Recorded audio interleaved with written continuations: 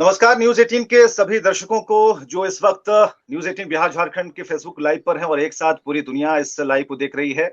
मेरी दूसरी स्क्रीन पर जो है उनका परिचय बताने से पहले कई जगह उन्हें देखा होगा, आपने बार बार सुना होगा। खान सर है हमारे साथ और सबसे बड़ी बात की देखिए अभी भी कई लोग हैं जो हमें मैसेज कर रहे हैं कि अभी तक फेसबुक लाइव शुरू क्यों नहीं हुआ। लोग 7 बजे से बैठे हैं ताकि खान सर को सुन पाए, कोरोना को लेकर और उनके विचार क्या है, खासकर साइंटिफिक तरीके से सुनना चाहते हैं खान सर को।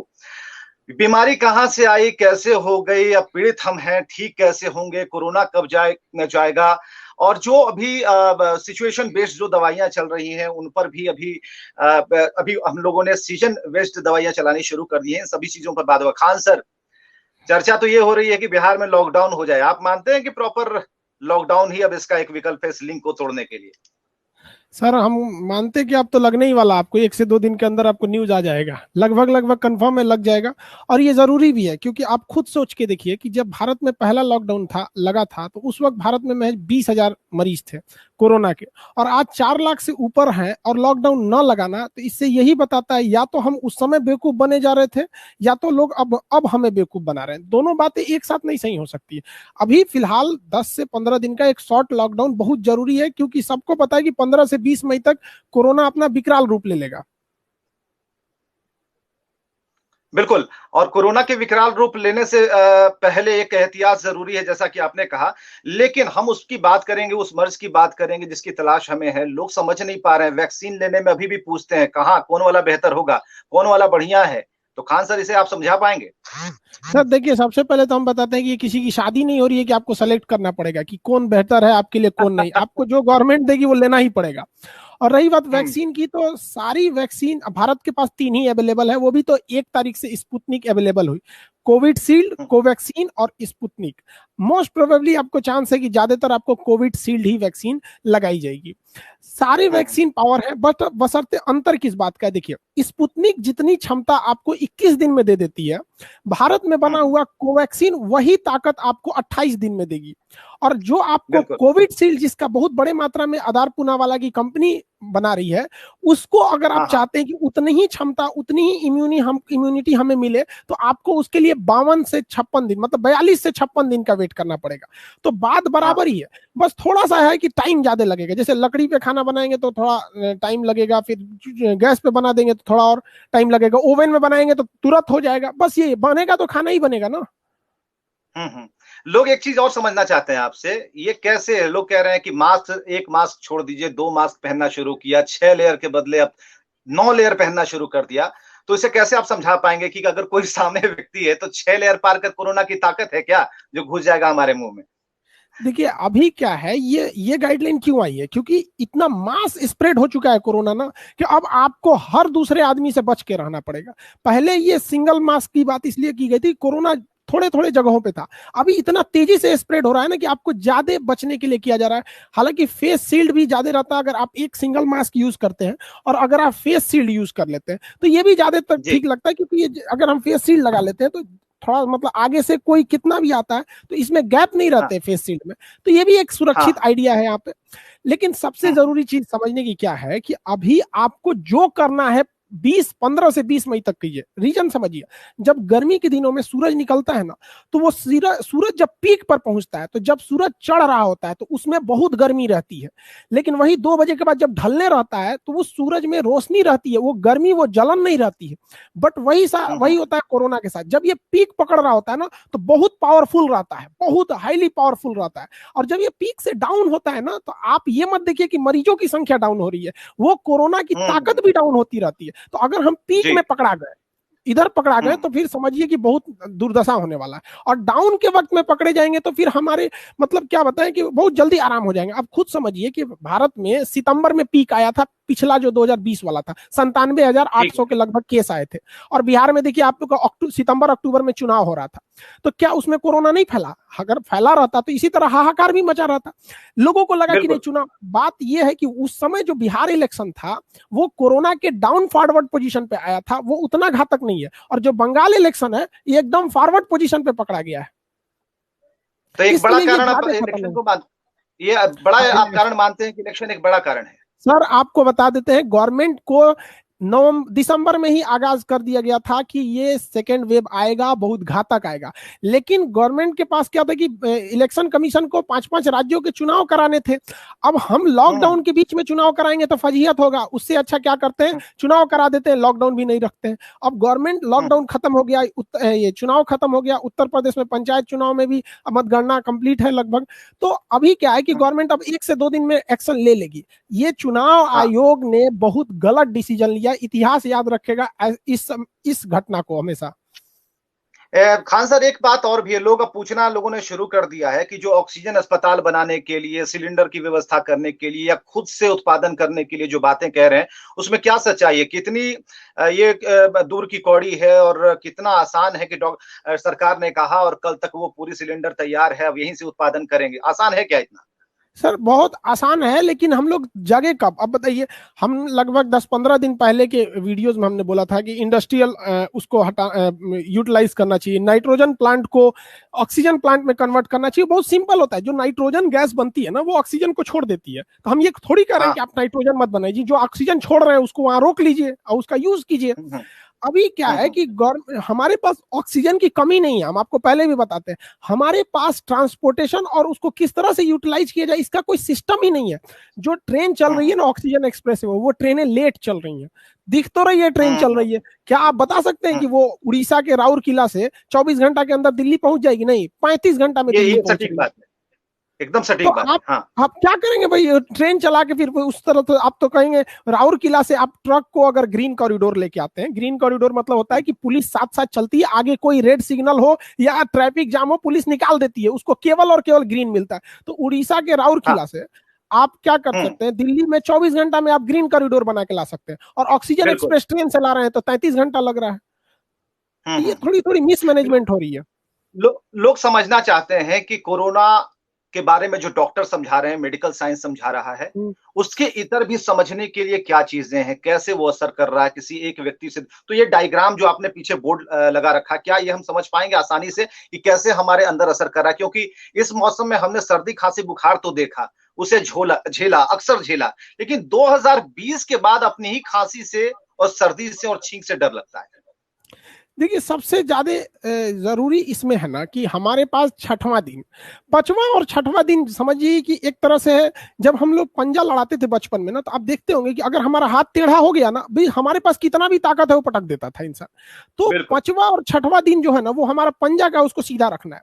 जैसे हम आज 1 तारीख को कोई इंसान इफेक्टेड हुआ, तो अगले 5 दिन में ना उसको कुछ पता ही नहीं चलेगा कि हमें कोरोना है या नहीं है, और ये 5 पीरियड इंक्यूबेशन पीरियड होता है, इस दौरान वो दूसरे को भी इन्फेक्टेड नहीं करेगा।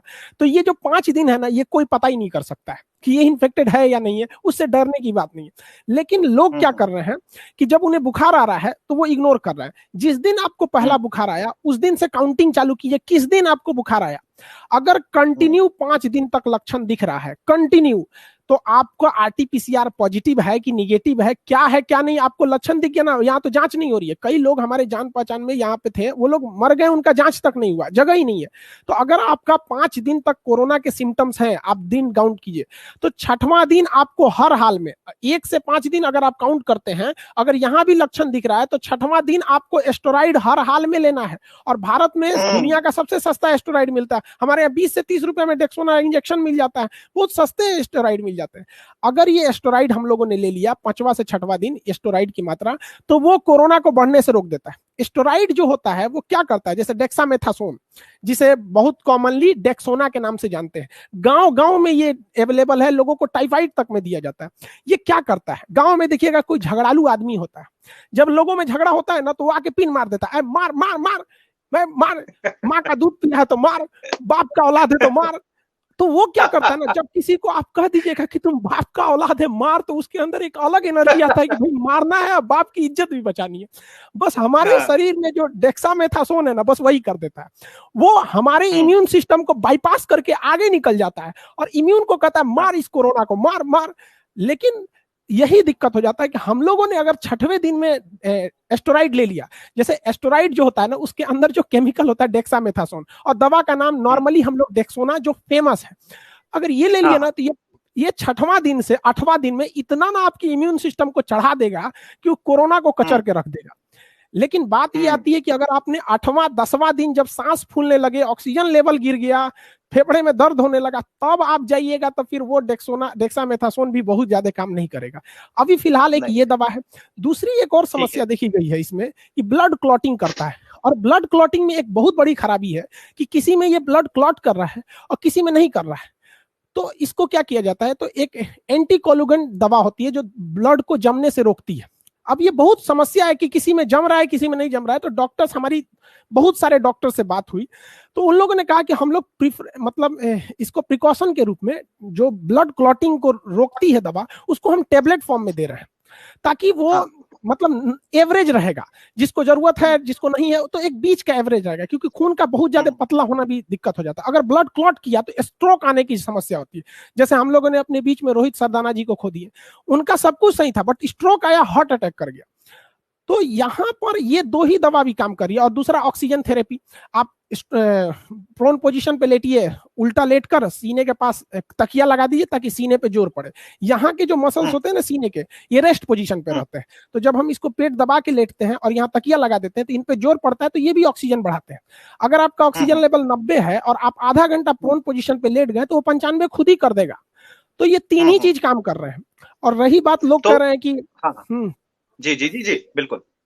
तो जो अलग से जो दवाई दे रही है, हम डॉक्टर लोगों से भी डिस्कस किए, तो उन्होंने कहा कि देखिए सर, हम इसको इसलिए दे रहे हैं कि इस कोरोना के साथ साथ मल्टी ऑर्गन फेल्योर भी हो जा रहा है, निमोनिया भी आ जा रहा है, तो वायरल लोड तो है ही है, बैक्टीरियल इन्फेक्शन ना हो जाए, इसके लिए अलग से विटामिन सी चला दो, जिंक की गोली चला दो, ये सारी चीजें, भूख की दवा चला दो। तो ये सब चीज अलग से दिया जा रहा है, जबकि दो मेन तीन ही चीज करेगा, एस्टेरॉइड करेगा, एंटीकोलुगेंट करेगा और आपकी ऑक्सीजन थेरेपी, बस यही अभी फिलहाल में।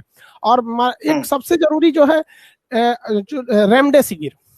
रेमडेसिविर आप जान के ताज्जुब किए, रेमडेसिविर अच्छी दवा है, बट दिसंबर के महीने में रेमडेसिविर का इतना प्रोडक्शन हो गया था कि उन्होंने अपनी प्रोडक्शन को डिस्ट्रॉय किया। गवर्नमेंट से पूछा तो गवर्नमेंट ने कहा कि तो लेवल ही कम हो गया है। अब वो क्या करेंगे, रेमडेसिविर का नाम कोई नहीं जान रहा था कोरोना से पहले, तो वो उनको पता है कि ये बर्बाद हो जाएगा, तो उन्होंने प्रोडक्शन रोक दिया। जनवरी फरवरी में प्रोडक्शन नहीं किया और अचानक इतना जरूरत पड़ गया जिसका कोई हद नहीं। रेमडेसिविर क्या करता है, जैसे हम लोग माला पहनते हैं ना, माला, तो माला में एक मोती को अगर आप तोड़ दीजिएगा तो पूरी माला टूट जाती है। बस रेमडेसिविर यही करता है। कोरोना का जो स्ट्रेन बनता है, जो आरएनए बनता है, उसके बीच में जाके वो चिपक जाता है, और वो केवल एक से चिपकता है। जैसे मान के चलिए हम लाइन लगाते हैं हाथ पकड़ के, किसी एक साइड में एक का हाथ पकड़ ले, दूसरी साइड में पकड़े ही नहीं, तो इधर लाइन ही नहीं लगेगी। बस कोरोना यही, ये रेमडेसिविर यही करता है, एक ओर से लाइन पकड़ लेता है कोरोना का, दूसरे ओर लगने ही नहीं देता है। इसलिए कोरोना हमारे बॉडी में आने के बाद अपनी संख्या नहीं बढ़ा पाता है, वो हर माला की एक मोती तोड़ देता है जिससे माला टूट जाती है। अब रेमडेसिविर भी नहीं है। हालांकि रेमडेसिविर का बहुत ही जादुई असर नहीं देखा गया। ये भी टिपिकल होता है कि जब वो 5वां से 6वां दिन जैसे देखा जा रहा है एस्टेरॉइड चला रहे हैं, तो उसी समय इसको भी दिया जाना चाहिए। एक सवाल और भी है, जैसा आपने कहा कि प्रोन पोजीशन में सोने की आदत, लोग क्या कर रहे हैं कि पेट के नीचे तकिया लगा रहे हैं। फोटो तो देख रहे हैं, कोई ना कोई उन्हें दिखा रहा, पेट के नीचे तकिया लगाया, पैर के नीचे लगाया और मुंह पर भी रख लिया। तो इसका जो रियल पोजीशन है, कई डॉक्टरों की सलाह पर हम लोग ने बार बार बताया, तो वो पोजीशन क्या आप बिल्कुल एक बार ड्रॉ कर सकते हैं, कैसे कैसे और कहाँ कहाँ लगाना है जिससे कि हमारा पेट भी न दबे? देखिए सिंपल सी बात है, मेन है कि आपको चेस्ट पर लोड देना है। अब दो कंडीशन पे चेस्ट पे लोड पड़ती है, अगर आप चेस्ट के नीचे तकिया लगा लिए तो, और या फिर अपने को खुद हल्का सा बेंड कर दिए तब। तो पैर के नीचे तकिया लगाएंगे तो थोड़ा सा पीछे से लोड बढ़ जाता है, और यहाँ चेस्ट के नीचे, ये प्रोन पोजीशन है। हालांकि प्रोन पोजीशन कोई 10 मिनट की थेरेपी नहीं है, इसको कई इसके कंडीशंस होते हैं। इसको मतलब आधा से 1 घंटा हर 2-4 सुबह दोपहर शाम इस तरह से करना चाहिए, जिससे कि ऑक्सीजन लेवल ज्यादा बढ़ते रहे। देखकर लोग डर जा रहे हैं, तो सीटी वैल्यू हम समझना चाहेंगे कि किन्हीं का अगर 15 आ गया, 20 आ गया, तो उनको लगा कि फलनवा का तो 24 आया था, हमारा तो 15 ही आया, लगता है कि हमें चपेट में ले लेगा। सीटी वैल्यू ये दिखाता है कि आप जब टेस्ट कराने गए ना, तो उस वक्त आपके शरीर में कितना कोरोना था। सीटी वैल्यू अगर कम है मतलब कोरोना ज्यादा है, दोनों में उल्टा संबंध होता है। सीटी अगर ज्यादा, वो कि जैसे भारत में सीटी जो है ना, काउंट जो किया जा रहा है थ्रेशोल्ड, वो 32, किसी लेबोरेटरी में 35 काउंट किया जा रहा है, 35 के बाद आपका काउंट ही नहीं होगा। तो अगर सीटी वैल्यू कम है, यानी पहले ही आपका कोरोना पकड़ में आ गया, इसका मतलब ज्यादा था तभी तो पकड़ में आ गया। सपोज कीजिए ऐसे, और अगर सीटी वैल्यू नहीं मिल रहा है, 20 है, 25 है, 27 है, 28 है, मतलब बहुत मुश्किल से डॉक्टर को मिल रहा है, इसका मतलब अभी आपके में कोरोना कम है। लेकिन इसमें कोई खुश होने की बात नहीं है। जिनका सीटी वैल्यू 25 है, ये बात हकीकत है कि उनमें अभी कोरोना ज्यादा नहीं फैला है, क्योंकि उन्हें 25 साइकिल चलाए हैं तब जाके उन्हें कोरोना मिला है। और जिनका सीटी वैल्यू 10 है, मतलब उनमें कोरोना ज्यादा है, क्योंकि डॉक्टर ने केवल 10 साइकिल ही चलाया है और उसको कोरोना मिल गया है। लेकिन इसमें कोई खुशी की बात नहीं है। कोरोना के लिए तो 3 दिन बहुत है आपको पूरे चेस्ट में फैलने के लिए। तो और अगर आपकी इम्यून खतरनाक है, आपकी इम्यून मजबूत है, तो आपका सीटी वैल्यू 5 भी है तो भी आपका इम्यून सिस्टम उसे हरा देगा। ये केवल कोरोना की संख्या को बताने की चीज है सीटी वैल्यू। इससे ये डिसाइड नहीं होता है कि आप सीरियस हैं, बचेंगे कि नहीं बचेंगे, इससे कोई मतलब नहीं है। लोग ये भी कह रहे हैं कि भाई जो ऑक्सीजन लेवल है घर में सबके सिलेंडर, अब तो लोगों ने ऐसा, आज हमने रिपोर्ट चलाई है कि बहुत सारे सिलेंडर लोगों ने घर में बंद कर रखे हैं कि यूज होगा तो उसको, अब उन्हें पता नहीं ऑक्सीजन लेवल 90 से नीचे जाएगा तो कितना यूज करेंगे, 60 पर होगा तो कितना यूज करेंगे, कितना ब्लॉकेज खोलेंगे, ये कुछ भी पता नहीं है। हाँ, इतना जरूर पता है कि मास्क पहनाना और यहाँ से पाइप खोल देनी है। ये उन लोग को सोचते हैं वो ऑक्सीजन सिलेंडर कितना दिन चलेगा।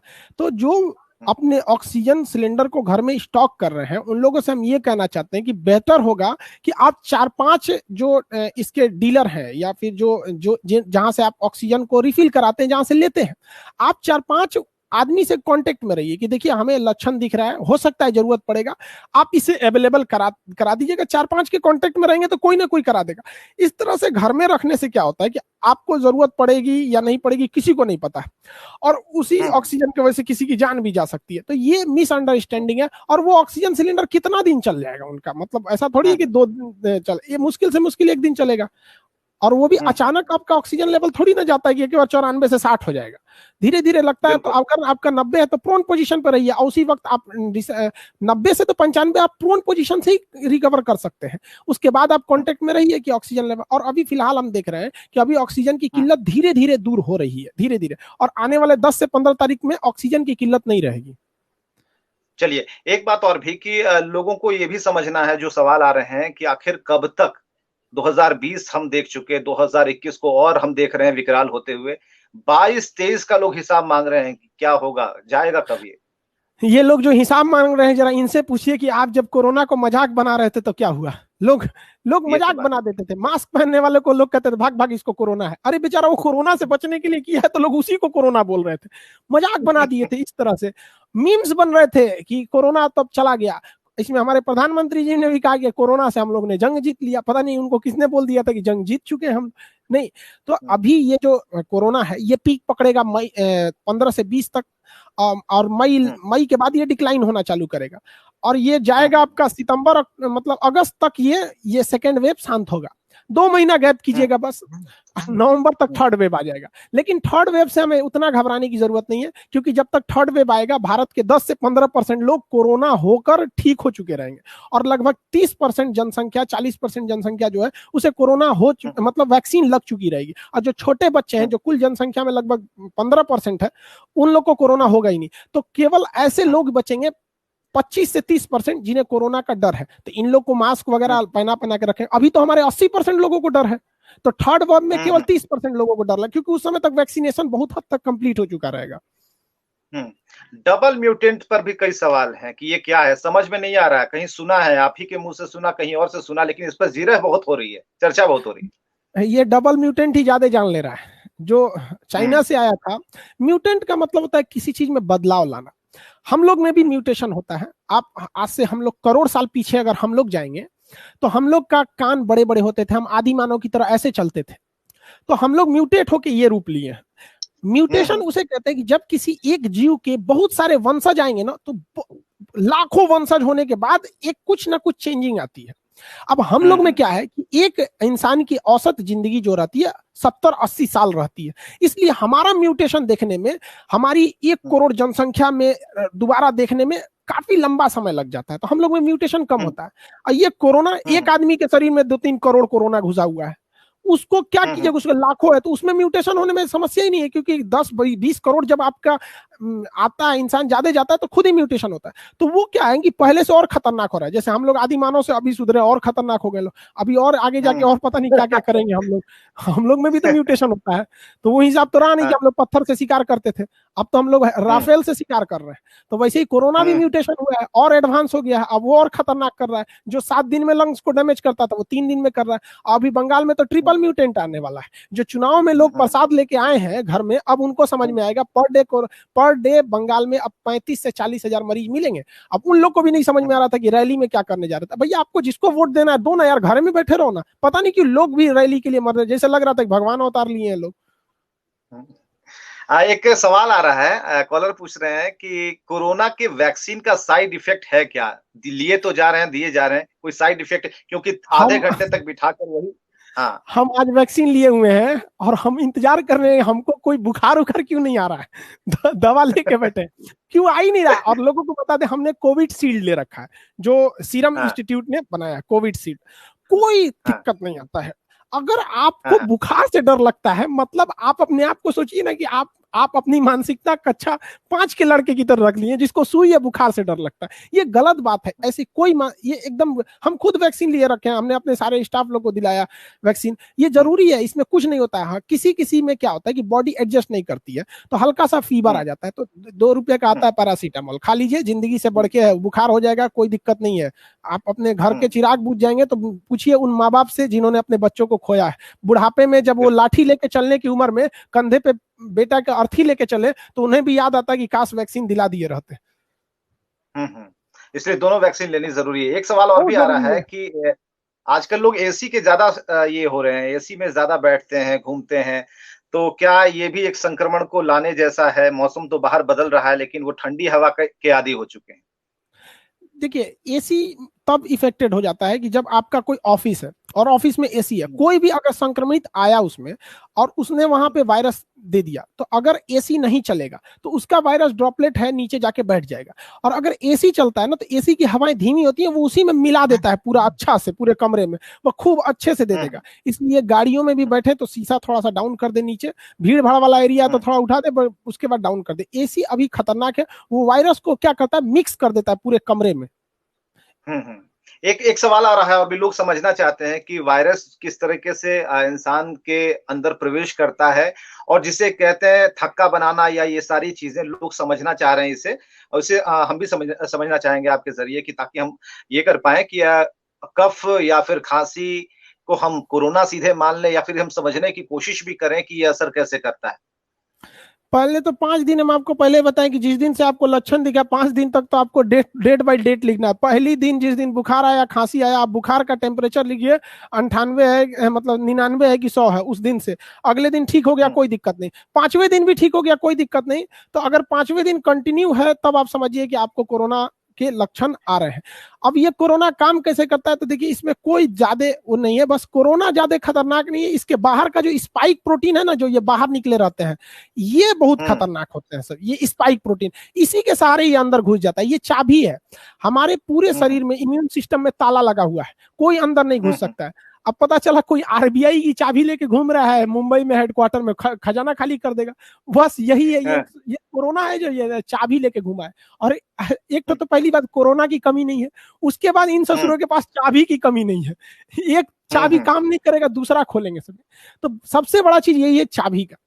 लेकिन वैक्सीन क्या करता है, देखिए जैसे मान के चले किसी के पास चाबी है, अगर हम उस चाबी पे पकड़ के वेल्डिंग मार दे तो उसका डिजाइन बदल जाएगा चाबी का। अब वो ताला में घुसेगा नहीं, उसको गला दे, मोड़ दे, ऐसे करके। बस वही करता है वैक्सीन। वैक्सीन क्या करता है, इस पे जाके सट जाता है, इसके चाबी के मुंह बंद कर देता है। अब ये हमारे शरीर में रहेगा, चिल्लाएगा भैया हमको भी अंदर ले लो। रिसेप्टर होते हैं रिसीव करने वाले, कहते हैं चाबी लगाओ हम तुम्हें रिसीव करके अंदर ले जाएंगे। तो वैक्सीन ये चाबी को बंद कर देता है। अब कुछ लोग कह रहे हैं कि ये वैक्सीन से नपुंसक हो जाएंगे लोग। अरे भैया ये चाबी बंद कर रहा है, नपुंसक कहां से हो जाएंगे? ये फेफड़े के लिए बनाया गया है, आपके रिप्रोडक्टिव सिस्टम को कहां से ये डैमेज करेगा, हमको नहीं समझ में आता है। अब ये क्या चीज है ना कि हमारा शरीर जो है ना, वो बाहर की चीजों को आने नहीं देता है बॉडी में। जैसे बाहर का कोई चीज आएगा ना, तो शरीर सबसे पहले क्या करता है, बुखार लगा देता है। बुखार एक अलार्म है हमारे शरीर का। जिस तरह से स्कूल में घंटी बजती है सारे लोग को पता चल गया कि छुट्टी होने वाला है या लंच हुआ या उसी तरह हमारे शरीर में बुखार है। अगर बुखार आ रहा है ना तो समझिए कि कोई ना कोई एंट्री मारा है। तो जैसे कोरोना एंट्री मारता है ना तो शरीर बुखार लगा देता है। तो बुखार से घबराना नहीं है, ये बुखार रहना जरूरी है। अगर बुखार है तो बहुत अच्छी बात है, क्योंकि हमारे पूरी बीएसएफ फौज हमारी जो आर्मी है ना पूरी खड़ी है कि कहां से घुसा है ये, और वो तो मेन अटैक किया फेफड़ा पे। तो ये बुखार रहना भी जरूरी है, ऐसा नहीं है घबराना नहीं है। लोग कह रहे हैं कि वैक्सीन आने से बुखार होता है, भाई अच्छा है, वो वैक्सीन बहुत बेहतरीन काम कर रही है।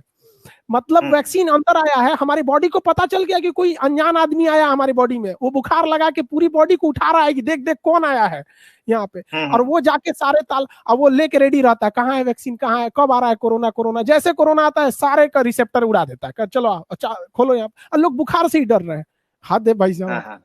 और ये कुछ ऐसे मतलब कुछ ऐसे लोग डर रहे हैं ना। बिल्कुल खान सर, इस स्पाइक के बारे में आपने जानकारी दी, लेकिन ये 2020 वाले से ज्यादा खतरनाक है लग रहा है, ये ज्यादा चिपकने में माहिर है। नहीं, जो डबल म्यूटेंट है ना उसके साथ खराबी क्या है, वो ससुरा दो ठो चाबी लेके घूम रहा है। वो दो अलग अलग टाइप की चाबी लेके घूम रहा है। जैसे पहले जो कोरोना था उसके कोरोना के अंदर ये उसका आरएनए है, मतलब इसको ये फोटोकॉपी मशीन है अंदर वाला। पहले का जो कोरोना था उसकी चाबी कुछ ऐसी थी, सब में एक ही जैसे चाबी थी। लेकिन अभी का जो कोरोना है उसके पास एक ऐसे तो एक ऐसे वाली चाबी है। यही दिक्कत है, या तो इस चाबी से खोल देगा ताला, या तो इससे खोल देगा। इस वजह से ये तेजी से घूम रहा है। तो पहले क्या था कि हमारा कुछ लोगों के इम्यून सिस्टम अच्छे थे, उसमें इस ताला से जो सिंगल म्यूटेंट था पहले, इससे इस चाबी से खोलता था तो हमारा फेफड़ा एक तमाचा देता था, भाग यहाँ से, सोचा तू हमारे फैमिली का नहीं, चल यहाँ से। तो उसको कहते थे कोरोना वॉरियर हो गया, जीत गया कोरोना से, इसको तो कुछ नहीं हुआ, एसिम्प्टोमेटिक। तो उसको मार के भगा देता था। और हमारा फेफड़ा इस तरह की चाबी को तो बहुत बढ़िया से थूरता है, लेकिन ये जो डबल म्यूटेंट है ना, ये दूसरा चाबी लेके आया है। तो हमारा फेफड़ा कंफ्यूजन हो जाता है, उसको लगता है कि ये अच्छा आदमी है, इसको अंदर ले चलो। तो इसको कहते हैं डबल म्यूटेंट, एक इधर एक इधर। अब हमारी जो वैक्सीन बनी है ना, वो तो इस तरह के चाबी को थूरने में कामयाब थी। तो लेकिन देखा यह गया है कि वो वैक्सीन इसको भी अच्छे से मतलब चाबी को तोड़ दे रही है। तो इसी को कहते हैं डबल म्यूटेंट। अभी जो बंगाल में घूम रहा है वो ट्रिपल म्यूटेंट, उसका कुछ अलग ही शेप है, उसके में वो तीन चाबी लेके घूम रहा है, किससे नहीं खुलेंगे। कहीं ऐसा ना हो कोई मास्टर चाबी लेके घूमने वाला पैदा हो जाए। तबरेज आलम है, सवाल कर रहे हैं, प्लीज 5G टेस्टिंग के बारे में कुछ बताएं। नहीं, ये 5G वाला तो पता नहीं किसने अफवाह उड़ा। भारत में अफवाह की कमी नहीं रहती है, हम लोग बचपन से सीखे अफवाह वाला की। पेंसिल के छिलका को दूध में डालो तो रबड़ बन जाता है, ये जिंदगी का पहला अफवाह था। मेढक मारो तो कान पकता है कि नहीं। पतीली में खाना खा जो तो शादी में पानी बरसने लगता है। ये सब अफवाह हम लोग बचपन से सीखते आए हैं, इस वजह से ना हम लोग को कोई अफवाह चिपका देता है, सही हो जाता है। 5G टेक्नोलॉजी अभी पूरे इंडिया में ट्रायल पोजीशन पे है, वो भी महाराष्ट्र और कुछ बड़े मेट्रो सिटी में ट्रायल पोजीशन पे है। जो अमेरिका हो गया, जापान हो गया, ये लोग तो 5G कब से यूज कर रहे हैं, लोग 1 साल हो गया, उनको क्यों नहीं हो रहा है। 5G टेक्नोलॉजी से रेडिएशन से खतरा होता है, बट ये पक्षियों को, तितलियों को, मधुमक्खियों को होता है। रीजन क्या है कि 5G जो रेडिएशन छोड़ता है ना, वैसे ही रेडिएशन मधुमक्खियां भी छोड़ती हैं अपने घर का पता ढूंढने के लिए। तो मधुमक्खी दिन भर पूरा घूमती रहती है और उसके छत्ते से रेडिएशन आता है, तो इन मधुमक्खियों को पता चलता है कि मेरा घर यही है।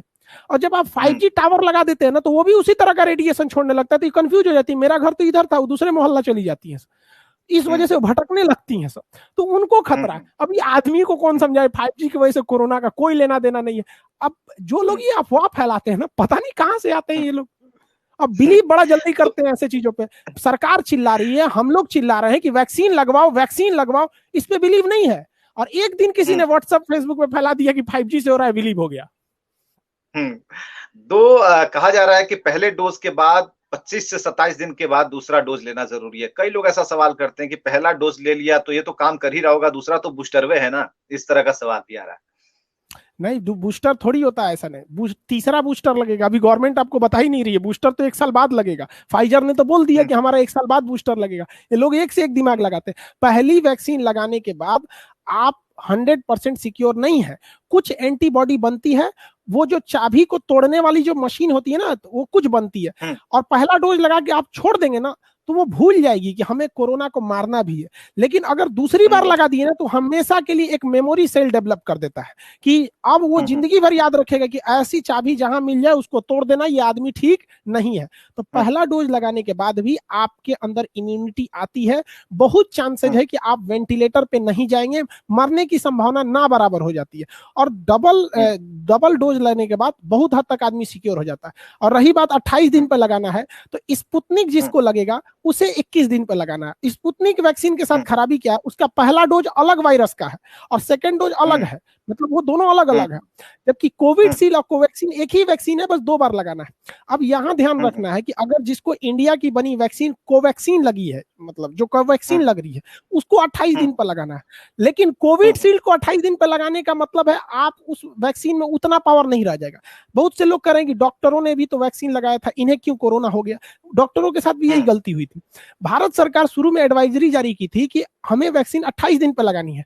28 दिन पर वैक्सीन केवल 54% कारगर होती है, लेकिन अगर हम उसे 42 दिन पर लगाएंगे तो वो 65% कारगर हो जाएगी, और अगर हम उसे 56 दिन पर लगाएंगे तो 80% कारगर हो जाएगी। तो अगर हमारे डॉक्टरों को वैक्सीन 42 से 56 दिन के पे लगी रहती तो अब उन्हें कोरोना नहीं होता। और जो लोग कह रहे हैं कि डॉक्टरों को कैसा हो गया, कैसे कोरोना हो गया, उन लोगों से ये सवाल पूछिए कि डॉक्टर 24 घंटा कोरोना मरीज के बीच में घूम रहे हैं, 24 घंटा दाहिने बाएं ऊपर नीचे दिन रात उनके पास, बेचारों के पास दिन भर कोरोना वायरस है उनके पास। कभी बेचारों, वो भी तो इंसान होते हैं, देखते हैं यहाँ नाक कट जाता है बेचारों का, मास्क पहने पहने पीपीई किट पे। आप बिलीव नहीं कीजिएगा, डॉक्टर लोग अब पैंट के अंदर ना पैंपर्स और हगीज पहन रहे हैं, डाइपर पहन रहे हैं। उनको पेशाब करने का टाइम नहीं है, पीपीई किट खोलेंगे तो फिर दोबारा पहनना पड़ता है, फिर वो मतलब किसी काम का नहीं रह जाता।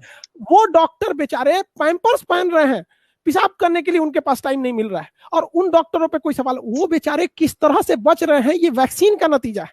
वरना अभी तक कितने डॉक्टरों का क्या हाल हो गया रहता। भगवान न करे उन्हें कुछ हो, उनके बदौलत हम लोग बैठे हैं। बिल्कुल, सारी दुविधाओं को आप दूर कर रहे हैं और लोगों की एक से एक सवाल भी आ रहे हैं, हालाँकि उन सवालों को छलनी में छान कर हम आप तक पहुँचा रहे हैं। लोगों का एक सवाल और भी है, सवाल ये है कि जिन्हें कोरोना ने 2020 में अपनी पहुँच के अंदर किया, फिर वो नेगेटिव आए, उसके बाद अब वो इंतज़ार कर रहे हैं कि क्या हम घर में ही रहें या थोड़ा आज़ादी हमें मिल सकती है, थोड़ी छूट मिल सकती है, जिन्होंने अभी वैक्सीन नहीं लिया या फिर जिन्हें इस बार नहीं कुछ हुआ है। हाँ सही बात है। अगर हम किसी आदमी को एक बार पटक देंगे अखाड़े में ना, तो दोबारा भी पटक देंगे उसको, ये तो बात हकीकत है। उन्हें दोबारा हो भी जाएगा तो ठीक भी हो जाएंगे, लेकिन उन्हें यह सोचना चाहिए कि उनके बॉडी के अंदर इम्यूनिटी हो गई। अगर वो बाहर छुट्टा सांड की तरह घूमेंगे तो उनके शरीर में कोरोना आएगा, वो ठीक हो जाएगा, लेकिन वो तो कोरोना कैरियर हो गए ना, वो जाके अपने परिवार वालों को देंगे। तो अगर आपको 2020 में कोरोना हुआ था, आप ठीक हो गए थे, तो मुबारक है, आप दोबारा भी ठीक हो जाएंगे। लेकिन आप छुट्टा सांड की तरह घूमिएगा तो आपके माँ बाप की जान खतरे में। अगर आप अपनी फैमिली की जान खतरे में डालना चाहते हैं तो बेशक घूमिए, आपको कोई नहीं रोक सकता है। छोटे मिश्रा जी का सवाल है कि छोटे बच्चों को कोरोना क्यों नहीं होगा, इस सवाल का कोई जवाब? छोटे बच्चों में ना कोई भी चीज डेवलप हो रही होती है, और जैसे कोई घर बन रहा है, मान के चलिए किसी का घर बन रहा है, उसमें एक दीवार गिरा दीजिएगा तो क्या दिक्कत है, फिर से जोड़ देगा, क्योंकि उसका तो बन रहा है ना घर। अब किसी का घर 10 साल पहले बन चुका है और उसका जाके एक दीवार तोड़ दीजिएगा तो उसको क्षतिग्रस्त कहेंगे। अब कोई बिल्डिंग बन रही है, उसमें से एक ईंटा घसका दीजिए, कोई इफेक्ट नहीं पड़ता है। तो छोटे बच्चों का शरीर अभी बन रहा होता है, उनके अंदर एंटीबॉडी, ये सारी चीज बन रही होती है। उसमें कोरोना आता है तो पूछते हैं सर कि अनजान आदमी है, तो बॉडी बता देता है हाँ इसके पहले तो इसको नहीं देखे थे, बचपन से इस शरीर को देख रहे हैं, नहीं देखे हैं इसको, तो उसका शरीर मार के उसको खत्म कर देता है, क्योंकि उसकी अंदर सारी चीजें बन रही होती है। और हम लोग का शरीर बन चुका है, अब कोई भी चीज बन नहीं रही है। अब हम लोग के यहाँ होगा तो ज्यादा इफेक्ट करता है। कोरोना बच्चों को भी होता है, देखिए हम ये नहीं कर रहे हैं, लेकिन उनमें केवल नॉर्मल बुखार की तरह हो जाता है, उनकी जान नहीं जाती है। सुमित झा कहते हैं कि घरेलू नुस्खे बहुत हो गए, बहुत सारे हकीम बन गए, इम्यूनिटी के नाम पर मार्केट बन गया, क्या ये सब कारगर है? ये कोरोना के सिम्टम्स के लिए बहुत अच्छे कारगर है। 2 तरह का इलाज होता है, एक डिजीज का इलाज, एक होता है सिम्टोमेटिक इलाज।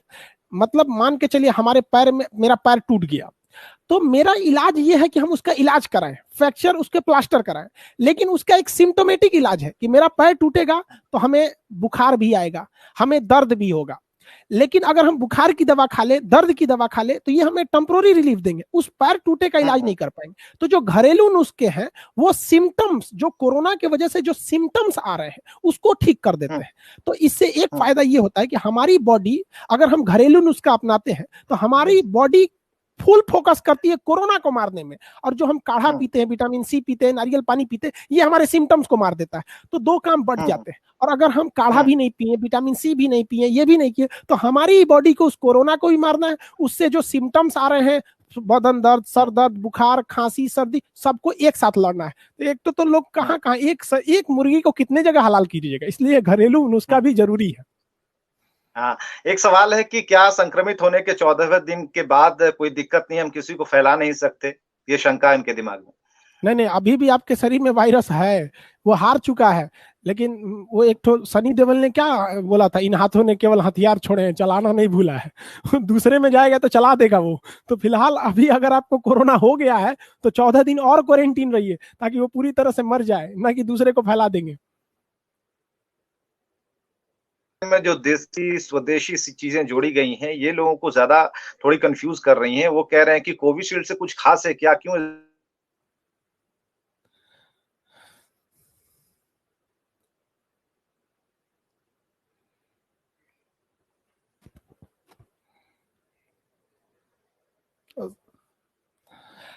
कोविशील्ड में क्या कुछ, देखिए कोविशील्ड का प्रोडक्शन ज्यादा है। कोविशील्ड में एक पॉजिटिव यही है कि इसका प्रोडक्शन रेट बहुत ज्यादा है। इसकी क्योंकि सीरम इंस्टीट्यूट ऑफ इंडिया बना रही है, ये बहुत तेज बना रही है। गवर्नमेंट ने तो सबसे पहला गलती किया कि मार्च में उनको ऑर्डर ही कम दिया था सीरम इंस्टीट्यूट को। अभी सीरम इंस्टीट्यूट की वर्तमान क्षमता जो है वो 7 करोड़ डोज पर डे है। तो सीरम इंस्टीट्यूट की जो कोविशील्ड है ये ज्यादा बन सकती है, इसलिए लोग इसके पीछे पड़े हुए हैं। और जो हमारी कोवैक्सीन है, इंडिया की बनी है, तो गवर्नमेंट ने इसे बहुत सारे कंपनियों को दिया नहीं था। हैदराबाद की कंपनी है, वही बना रही है। जैसे अभी स्पुतनिक आई है, तो इसको 6 कंपनियों को दिया गया, डॉक्टर रेड्डी और अलग अलग कंपनियों को दिया गया, ताकि प्रोडक्शन तेज किया जा सके। तो बस यही है कि कोविशील्ड का सप्लाई, देखिए कोविशील्ड से भी किसी को घबराने की जरूरत नहीं है। सबसे पहले तो आपको ऑप्शन ही नहीं मिलेगा, प्राइवेट में कोविशील्ड मिल रहा है, वहां जाके ले सकते हैं, लेकिन कोई दिक्कत नहीं। बस कोविशील्ड के लिए यह है कि आप कोशिश कीजिए कि 50 से 56 दिन के अंदर लें, आपकी इम्यूनिटी ज्यादा बढ़ जाएगी, फिर सारे के बराबर हो जाएगा वो। कोरोना के बारे में भी एक सवाल आ रहा है, कितना कारगर है? जी सर, कोरोनिल के बारे में एक सवाल है, कोरोनिल के बारे में। कोरोनिल 1 साल पुरानी चीज है, उसको छोड़ दीजिए कोरोनिल को। हालांकि जो ससारी था और वो बाबा रामदेव, इसको खान सर जरा इसको मोड़ते हैं। आयुर्वेद कितना कारगर है? क्योंकि आयुर्वेद भी ये कह रहा है कि हमारे पास भी कई ऐसी दवाएं हैं जो कारगर हैं। होम्योपैथ भी ये कह रहा है कि उससे तो कई लोगों को हमने ठीक कर रखा है, ये उनका कहना है।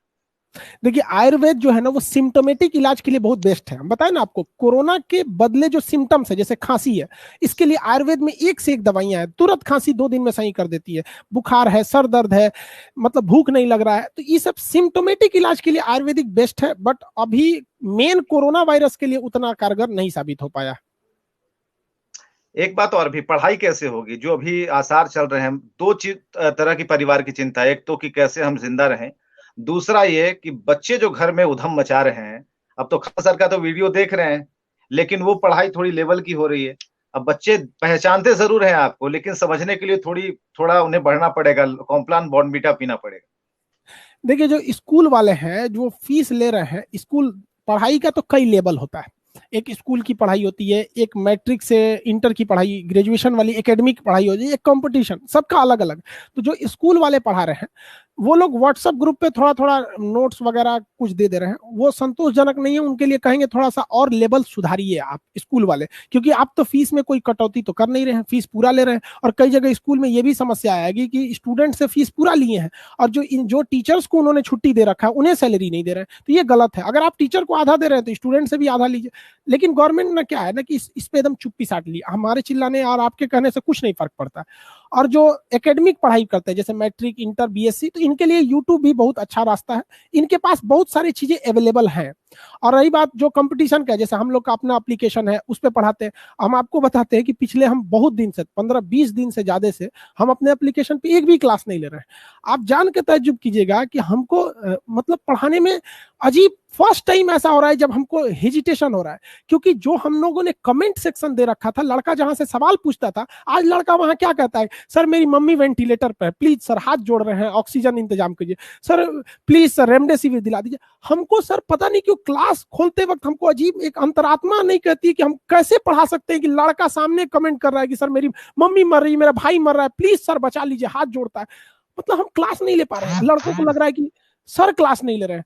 अरे हमारे में इतनी हिम्मत नहीं है, जो सामने कोई मर रहा होगा हम इधर से मतलब पढ़ाएं, तो बहुत दर्दनाक स्थिति, हम कैसे बताएं। जैसे आप लोग को लग रहा है ना कि ऑनलाइन में, ऑनलाइन क्लास लेते हैं लोग तो बंद करना पड़ जाता है क्लास, आप पढ़ा पाएंगे कभी, आपके सामने कोई कर रहा है कि सर मम्मी मर रही है मेरी, बहुत मुश्किल हो जाता है सर इसमें। तो इस सिचुएशन में सिर्फ लॉकडाउन ही एक कारगर उपाय है। सरकार तो लेट कर गई, चलिए, लेकिन सरकार जिस निष्कर्ष पर भी पहुंचने वाली है, जिस लॉकडाउन को लेकर बात कर रही है, हम चेन तोड़ पाएंगे? बिल्कुल तोड़ पाएंगे, अभी लगा दे 20 मई तक चेन आराम से तोड़ देंगे हम लोग यहाँ पर। और अगर ये 20 मई का हम लोग जो हम बार बार हम पिछले 10 दिन से हम ये 20 मई बोल रहे हैं ना, 15 से 20 मई, अगर इसमें नहीं सुधरे लोग ना, तो फिर ये हम लोग को पूरा 2021 बर्बाद कर देगा हम लोग का लिए, बहुत चौपट करेगा। क्योंकि अभी अगर हम लोग रोक देंगे ना, तो 20 मई के बाद हमारे पास हॉस्पिटल्स अवेलेबल हो जाएंगे, ऑक्सीजन अवेलेबल हो जाएंगी, दवाइयां अवेलेबल हो जाएंगी। लेकिन उस समय क्या होगा कि मान के चलिए हमने दवाइयां वगैरह तो बढ़ा दिया, पता चला मरीज भी आपने बढ़ा दिया, तो फिर फर्क क्या पड़ा, उसका प्रोडक्शन बढ़ा तो फिर डिमांड भी बढ़ गई। तो हमको इधर कम से कम रहना है। लोगों को कहते हैं यार सरकार नहीं कर रही है, खुद से मान के चलिए लॉकडाउन हो रहा है, यही मौका है, माँ बाप का सेवा कीजिए। बहुत मतलब भौतिकवादी दुनिया हो गई है, इस दुनिया में क्या कीजिएगा। आप कमाने जब निकलिएगा तो पत्नी पूछेगी कि कितना कमाए हो, बाप पूछेंगे कि कितना बचाए हैं, भाई पूछेगा मेरे लिए क्या लाए हैं, एक माँ ही है जो पूछेगी कि आज कुछ खाए कि नहीं खाए। तो अब इस लॉकडाउन में उस माँ की जितनी सेवा कर लीजिए, शायद उससे अभी दुआएं काम करेगी उस सेवा। अगर अगर आपके पास माँ की दुआएं है ना, फिर ये कोरोना वोरोना भी कुछ खास काम नहीं करेगा। तो भाई सब लोग से कहते हैं घर में माँ बाप की सेवा कीजिए, बच के रहिए, इस समय घर के अंदर रहना भी एक देश सेवा है। बहुत बहुत शुक्रिया, आपने समय निकाला खान सर। 40-41 मिनट तक लगातार आपको सुनते रहे, यूट्यूब पर बहुत सुना, सभी ने सुना, पूरे देश और पूरी दुनिया ने आपको देखा। और आप जो कर रहे हैं, सबसे पहले तो हमारे लिए गर्व की बात है कि आप बिहार से ताल्लुक रखते हैं और सरल भाषा, और सबसे बड़ी बात कि बिहार से जो लोग बाहर जाते हैं वो अपनी बोली को बोलने में कतराते हैं।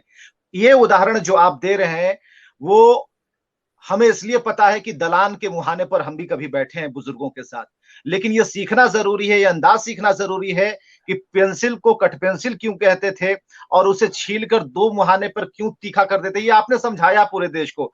बहुत बहुत शुक्रिया खान सर, बहुत बहुत शुक्रिया कि इस पैंडेमिक सिचुएशन में आप समय निकाले। और जितने लोग हमें देख पा रहे हैं उनके सवाल डॉक्टरों वाले जरूर थे, लेकिन मोटी बातें जो आपने समझाई हैं उसके लिए बहुत बहुत शुक्रिया खान सर, बहुत बहुत शुक्रिया। धन्यवाद।